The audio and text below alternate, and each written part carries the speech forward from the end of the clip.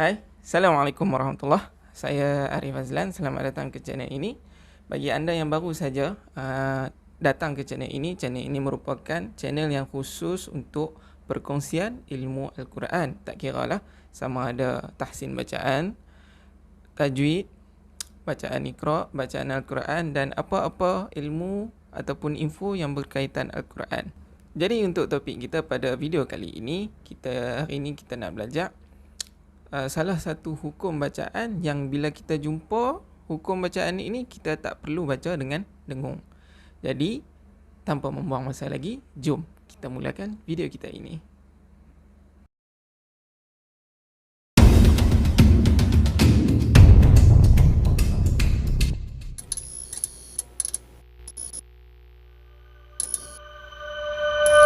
Okey, hukum bacaan yang paling asas sekali dalam ilmu tajwid, ilmu Al-Quran ini, yang pertama sekali yang perlu kita kenal adalah bab hukum nun mati dan juga tanwin. Hukum nun mati dan juga tanwin, di bawahnya terbahagi pula kepada beberapa jenis hukum bacaan. Jadi di bawahnya terbahagi kepada tepatnya 4. Daripada 4 ini, hari ini kita akan belajar satu sahaja.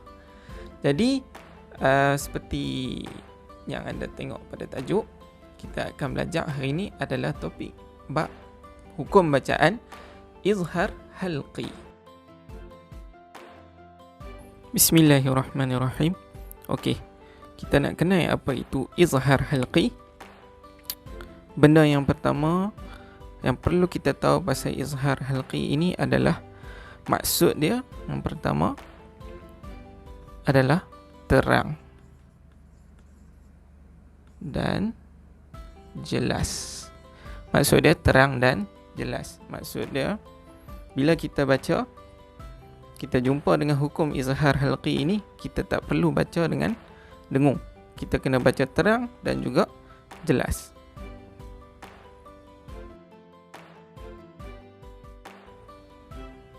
Seterusnya, macam mana kita nak kenal pula hukum izhar halqi ni? Okey, syarat dia macam ni.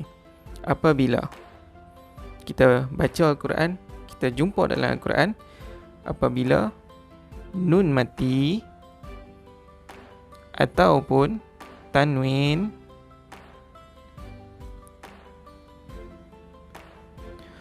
bertemu dengan huruf-huruf izhar, bertemu dengan huruf-huruf izhar, maka hukum bacaan tersebut adalah izhar halqi dan bacaannya adalah tidak dengung.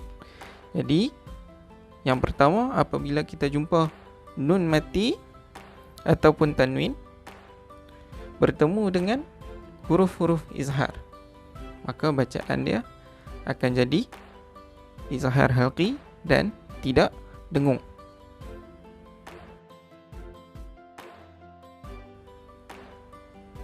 Okey, apakah huruf-huruf izhar halqi? Okey, huruf izhar halqi kita kena tahu ada 6 huruf. Ada berapa? 6 huruf. Okey, apakah huruf-huruf tersebut? Yang pertama adalah alif ataupun hamzah pun boleh. Kemudian ha. Yang ketiga ha. Yang keempat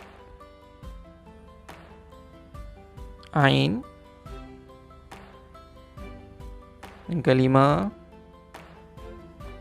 kha. Dan yang terakhir adalah ghin. Apabila nun mati ataupun tanwin bertemu dengan 6 huruf ini, maka bacaan tersebut akan menjadi tidak dengung. Saya tunjukkan contoh satu persatu.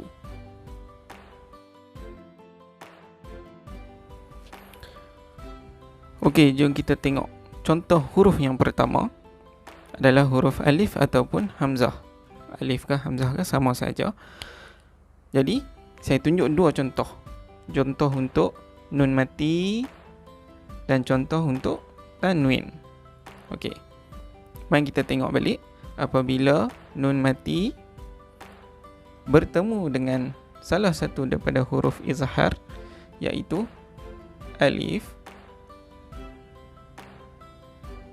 maka hukum bacaan dia adalah terang dan jelas, tidak dengung.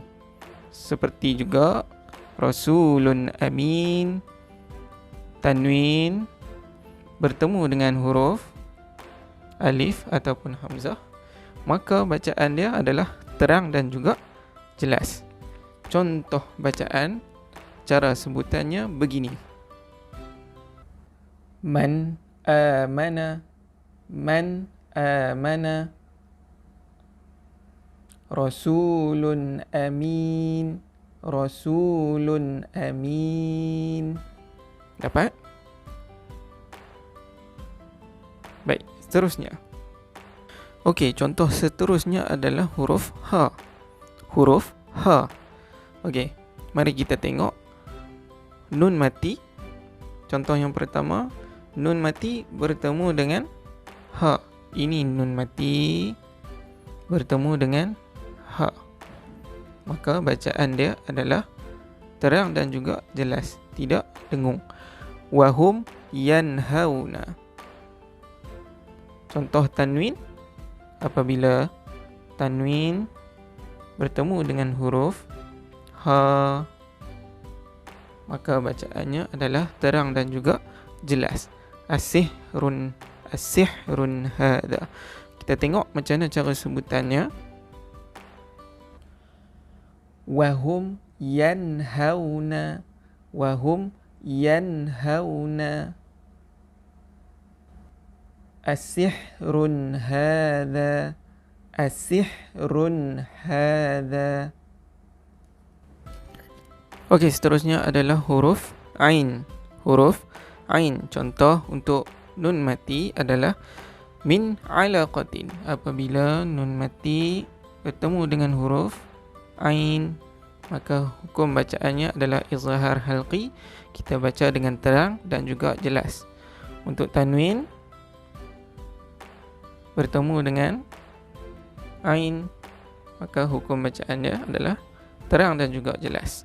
Kita cara sebutannya begini. Min alaqatin, min alaqatin. Yawma idzin 'alaiha, yawma idzin 'alaiha. Okey, seterusnya adalah huruf ha. Contoh untuk nun mati, min hadid. Apabila nun mati bertemu dengan huruf ha, maka hukum bacaannya adalah izhar, terang dan juga jelas. Untuk contoh tanwin, ainin hamiatin, fi ainin hamiatin. Okey, sebutannya, cara sebutannya adalah begini. Min hadid, min hadid. Fi ainin hamiatin, fi ainin hamiatin. Okey, seterusnya adalah huruf ghin. Huruf ghin, apabila nun mati bertemu dengan huruf ghin, maka ia juga adalah izhar. Min ghillin. Untuk tanwin begini. Okey, afuwan ghafura. Cara bacaan dia, cara sebutannya begini. Min ghillin, min ghillin. Afuwan ghafura, afuwan ghafura. Seterusnya. Okey, huruf yang terakhir adalah huruf kha. Huruf kha, apabila nun mati bertemu dengan huruf kha, maka hukum bacaannya adalah izhar halqi, terang dan jelas. Untuk tanwin, contohnya kalimatin khabisatin. Apabila bertemu dengan huruf kha, maka bacaannya juga adalah tidak dengung. Min khairin dan juga kalimatin khabisatin. Min khairin, min khairin, kalimatin khabisatin, kalimatin khabisatin. Okey, sedikit info tambahan ya untuk hukum izhar halqi ini di dalam resam Usmani. Apabila kita bertemu dengan hukum ini, bacaan ini, perkataan ini, anda akan perasan di atas nun mati dan juga tanwin tersebut berbeza dengan hukum bacaan yang dengung yang lain. Sebagai tanda izhar halqi dalam Al-Quran, dituliskan kepadanya nun mati di atas dia akan diletakkan tanda sukun di atas. Manakala bagi hukum bacaan yang dengung yang lain, tidak akan diletakkan tanda sukun tersebut. Jadi untuk izhar halqi, nun mati ini atasnya akan diletakkan tanda sukun. Tanda sukun ini, tanda mati. Tapi kalau tengok hukum bacaan dengung yang lain macam iqla', macam ikhfa' hakiki, nun mati ini akan dikosongkan di atas dia. Sama juga dengan tanwin. Untuk perkataan dhammatain, rasulun amin, dhammatain tersebut akan diletakkan sebagai 69.